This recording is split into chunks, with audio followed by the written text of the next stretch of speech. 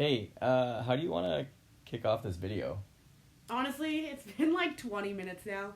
Maybe we should just jump right into it. But it's the last topic of this unit, and I've got like closing songs, there's closing time, or there's bye bye bye. Do you think the kids like realize how long it takes us to do this? Like, do you think they realize that it takes us like half an hour to think of something cool, but then 20 minutes to do math? That's a good point. I don't know if they actually do. Dude, we should find a way to tell them. Maybe next unit. Okay. All right, let's kick this off. I can do this first section maybe, and you can take over after that. Yeah, that makes sense. Okay. Yeah, do that. Yeah, okay. I'm gonna give it a go. I'll just start with greetings, salutations, that kind of thing. All those nice things. Yeah. Yeah. All right. Record.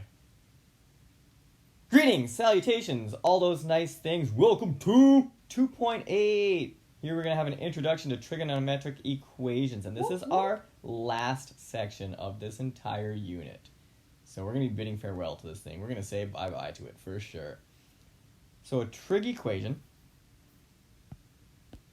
it's an equation, and it's trigonometric, right? Those are key words, and I'm not pointing that out to be a silly, but that's what it is. It's an equation that involves a trig function. So we're going to see an equation that has sine or cos or tan in it. It's going to be something with an equal sign. And we know how to solve linear equations. Actually, we even know how to solve quadratic equations now if we can factor them. So that's exciting. And we know how to find an angle when we're given the trig ratio. Those are things we know. And if we can do both those things, then we can put them together. It's like knowing how to make a cake, but also knowing how to make frosting. You know how to make a frosted cake. It's going to be delicious. So is trigonometry. If you're going to solve a trig equation like this business, 6 cos theta plus 9 is 14. Whoa! How do you handle something like that? Well, you could pretend that cos theta, or trig ratio with its angle attached, is some variable like x. And then you just have a scenario like this. And you can solve that. So that's subtracting 9 from both sides, and then dividing both sides by 6. That's how we get to this area. You'll use the same steps to isolate theta, in this case over here.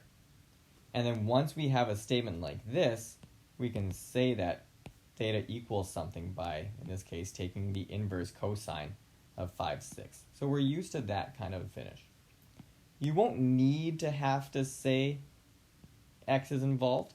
If you want to keep things in terms of cos of theta, or sine theta, or tan theta, whatever it is, super duper. If you want to switch things into x, just make sure you indicate so with a statement like that let statement right here. Okay, so we are going to take a look at some examples here. If you don't scroll, sometimes I try writing something. Oh. There you go. And we're going to try and actually solve for theta. So we're not going to end it with cos of theta or sine of theta or tan of theta is equal to something. We're actually going to solve for theta itself. So we are going to take a look at this first one here. And I want to isolate for theta altogether. So for starters, I am going to subtract 2 from both sides. And when I subtract 2 from both sides, I get 2 sine theta is equal to 1. Now to get sine theta alone, I'm going to divide by 2 on both sides. So I'm going to get sine of theta is equal to 1/2. And now, theoretically, I could take the step of inverse sining both sides and determining what theta is equal to. So theta is the inverse sine of 1/2. What is theta equal to? But in a case like this, we can actually do this calculator free. What? So we don't actually have to, oops, I got rid of the division sign there. We don't actually have to go through those next steps I wrote down and then promptly erased. I could just say theta is equal to 30 degrees. Why can I say that? Well, because we know this to be a trig ratio we can get from one of our special triangles. Oh, nice. So we can actually do this calculator free, and you can actually that you're expected to do calculator free. So no cheating over here. But if you notice that when you do your trigonometric equation and you end up with one of those ratios that you're like, this looks oddly familiar. Maybe it's a 1 over root 2. Maybe it's a 1 over root 3. Maybe it's just root 3 itself. That should probably be a hint that, hey-oh, maybe it's something special. So our final answer here is special to me. It's near and dear to my heart. It's theta is equal to 30 degrees. We could try another one over here, and we're going to start by adding 5 to both sides, and we are going to get 6 tan theta is equal to 6. We're going to divide both sides, not in purple though, by 6, and we're going to get tan theta is equal to 1, and hey-oh, that's also pretty special to me. I remember from my special triangles that when tan theta is equal to 1, that's when theta is 45 degrees. So that's another beauty that we can figure out calculator free. Nice. I wonder if the other two will work out same. Let me give it a try. All right. And don't forget, you can give these things a try too if you want. Just make sure you know whether or not a calculator is needed when you figure out your answer. What we're using here for the steps? Purple? Yeah. Sweet. All right. So I'm going to... Ow, I can't scroll. You are indicating things. I'm going to add 9. I'm going to add 9 to both sides to tell myself I'm trying so hard here. I got this. That 3 cos of theta is equal to 1. I'll divide this by 3. I'll divide this by 3. So then cos of theta is 1 over 3. That's not special at all. So I do have to use a calculator for that one. Do note that. I'm just going to calculate or is needed there. Because we're going to say that theta is the inverse cosine of 1/3, which in this case is to the nearest tenth of a degree. We're talking about 70.5 degrees. Where's my boxing color? Boop. And then in the last one, oh boy, there's a lot going on here. So we've got to get all our sine terms to one side and all of our other terms to another side. So here's what I'm going to do. I'm going to be subtracting 8 from both sides. And I'll add 7 sine theta to both sides as well. I like to keep all of my variable terms on the side where there's more positive stuff. Right? Here we've got negative land. I just like having a positive coefficient, but you can do it either way. It'll work. Any poops. In this case, left side is 2. Right side is 1 sine theta plus 7 sine theta is 8 sine theta, which means that sine theta must be 2 over 8, which is 1 over 4. And theta is the inverse sine of 1/4. Again, that's not a very special ratio for us, so we will need to use a calculator. And in that case, theta is 14.5 degrees. Oh, where's my boxing color? Same as my boxing gloves. I don't own any. So something to keep in mind here is that you'll notice that Mr. A reduced this from 2/8 to 1/4. If you didn't reduce it and you plugged it into the inverse sine of 2/8, you will get the same thing. But it is worth noting that sometimes we can get something along the lines of, let's say, sine of theta is equal to like 6 over 12. You're like, oh, well, I totally need to use a calculator for that. But really, that's just to disguise sine theta as a half. And you don't need a calculator for that piece there. So it's worth noting that if you can reduce it, it might lead you to the possibility that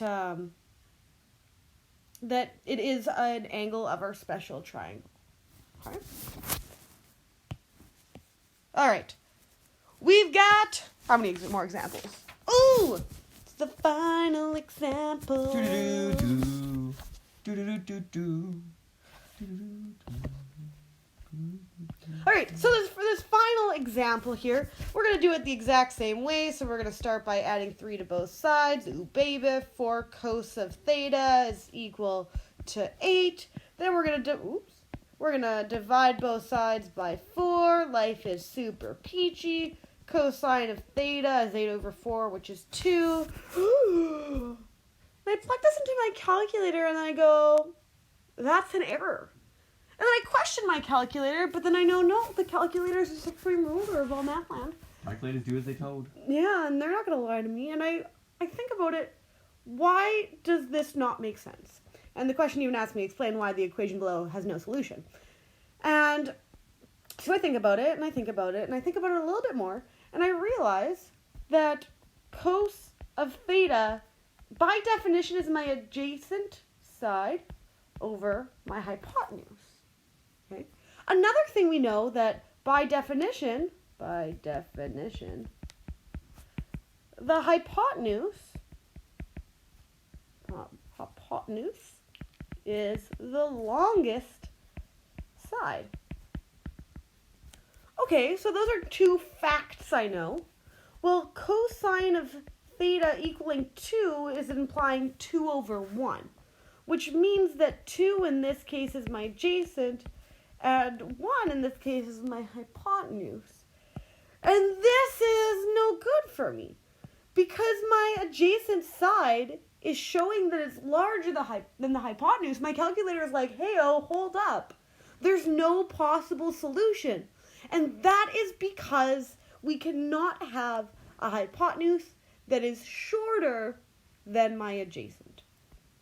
So how do I kind of write that? So by that fact and by that second fact, we cannot have a hypotenuse. My S's sometimes when I write them fast just looks like L's. Hypotenuse shorter than our adjacent. Therefore, and therefore could sometimes be signified by these 3 dots forming a triangle. So therefore, this equation has no solution.